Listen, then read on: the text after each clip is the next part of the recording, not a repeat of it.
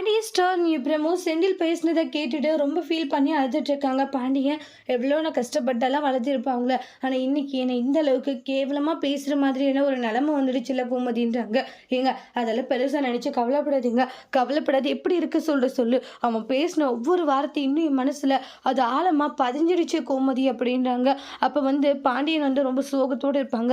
எல்லாம் தூங்கி எந்திரிச்சு பார்க்குறாங்க. பார்த்தா பாண்டியன் காணாமல் போயிருப்பாங்க. பாண்டியனை தேடி எல்லா இடத்துலையும் போகிறாங்க. ஃபோன் கால் பண்ணுறாங்க.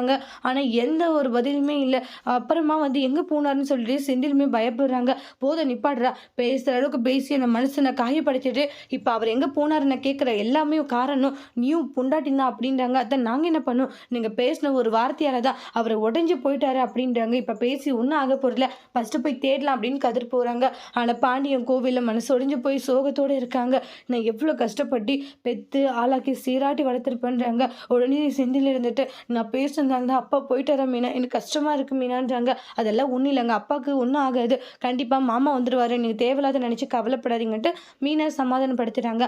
அடுத்து வரக்கூடிய பிரமோவில் பாண்டியன் வீட்டுக்கு வருவாங்களா, இல்லை பாண்டியன் யாரோடைய கண்ணுக்கும் படாமல் ரொம்ப தூரத்துக்கு போக போகிறாங்களா, அதை அந்த குடும்பம் எப்படி தாங்கிக்க போகுது அப்படின்ட்டு அடுத்து வரக்கூடிய பிரமோவில் வெயிட் பண்ணி பார்க்கலாம். இந்த வீடியோ உங்களுக்கு பிடிச்சிருந்தா லைக் பண்ணுங்கள், கமெண்ட் பண்ணுங்கள், ஷேர் பண்ணுங்கள். மறக்காமல் நம்ம சேனலை சப்ஸ்கிரைபர் பண்ணிக்கோங்க. Thank you friend.